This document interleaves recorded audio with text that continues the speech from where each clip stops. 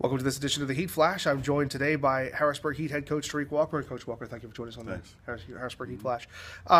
Coach, two big games this weekend. Of course, you got St. Louis that we already talked about yesterday on Friday, and on Saturday you have coming in here a talented Rochester club. We've seen this club. We know they're talented, and talk about what they bring.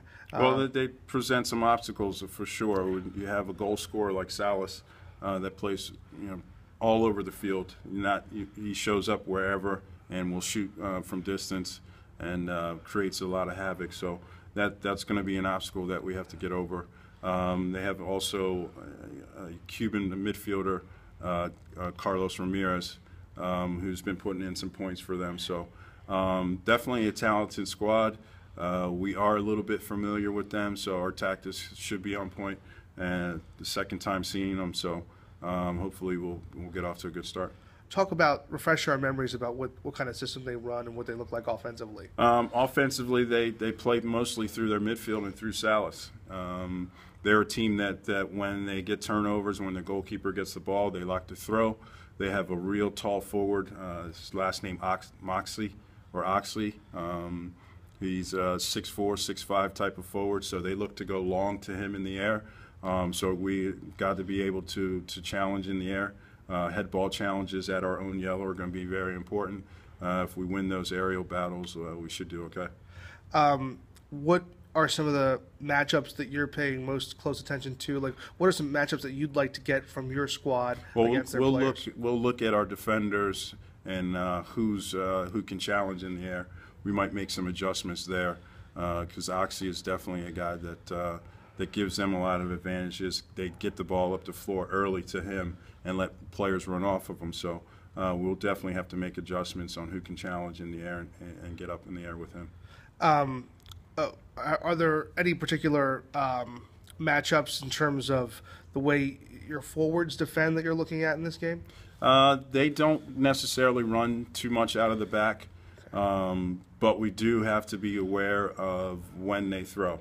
So, we'll be telling our forwards to try and get the keeper's face a little bit, to slow down his timing. That's something that we'll definitely address. But they aren't the type of team that runs their backs out of the back and will go at you 1v1 out of the back. So that'll be a situation that we'll look at for sure. What are your impressions of their keeper? Very good keeper, very good shot stopper. They actually switch between two keepers, a Brazilian who's very good with his feet, and then an American kid. So that's something that we'll have to pay attention to and see who they start with. We have to be aware that if it's a Brazilian kid, will come out on his feet, and then we'll have to be able to defend that. But like I said, mostly they look to throw, and they look to throw early. As soon as he gets the ball in the hands, the ball will be flying in the air. So that will be the major adjustment that we'll have to make. How has Doug Petrus's health held up in net so far this year? I noticed Tim Mell has gotten a few more starts. And Tim's gotten the last couple starts just because Doug has picked up a calf injury in Syracuse that has slowed him down a bit. So we'll look to see how he recovers with this calf injury and see when we can get him back in nets. Tim's filled in nicely for you, though, it seems. Yeah, he's done well. I think he's given us a little bit different options getting forward. He likes to come over the yellow and play the balls to the target players. So it's given us a different feel, and so we're anytime you play a goalkeeper, you have to play to what their strengths are. And Tim seems to like to get over and play the ball to the target, so we'll adjust it and go with that. Now you have a couple goalies on the keepers on the roster. How have you arrived at Tim getting the chances? Is it a matter of health? All the guys know that every week their position for the weekend is an open competition. So that it goes for the goalkeeper position, it goes for the defenders, it goes for the target players. So I think that's how we keep the guys learning, keep them motivated, because there's nothing set in stone that they're going to play on the weekend. So they have to show that through practice and and Tim's been able to do that.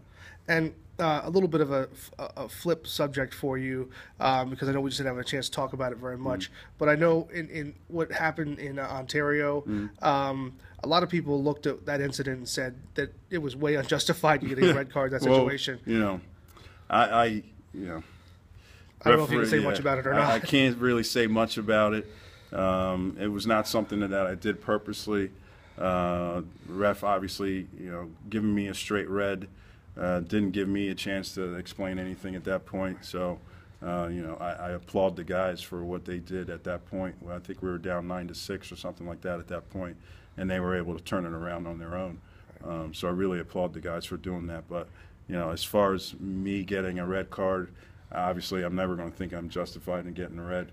And certainly considering the referee didn't even see what happened and gave me a straight red with no caution, no warning.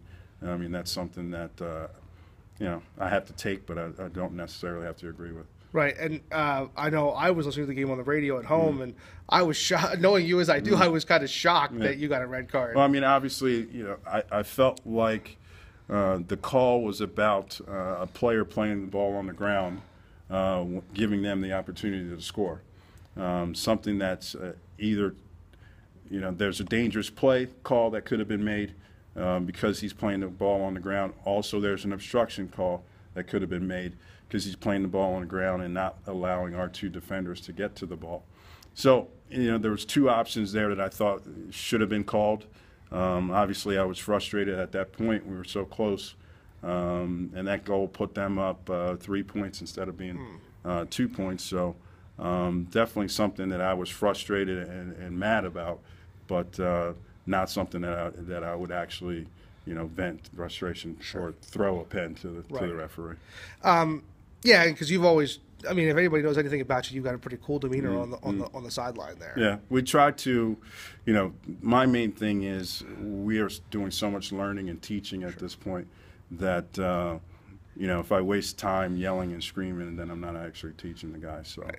That's been my mentality going through the season. Right. Well, you certainly struck me as a kind of no drama guy. That's what I was getting at. But and then lastly, what did I mean? Obviously, the next game, Heat owner John Wilsbach had to go behind the bench and do his best. Yeah. And what I guess did Val Teixeira and Tyler Whitmer kind of step up in that game and help John a lot? I think what we did pre-game to that was went over a couple things with John on what we wanted to see. And then we gave Tyler and Val the ability to make the calls on the field. And so John, he did his part. He was there to play, Big Papa on the bench. And so it was definitely a good presence there. But as far as the plays and everything, I think most of that came from Tyler and Val. Well, Tarik, thank you for joining us on this edition of the Heat Flash, and best of luck to you guys the rest of the way. Thank you. Stay tuned to more editions of the Heat Flash on Heat social media and the website at harrisburgheat.com.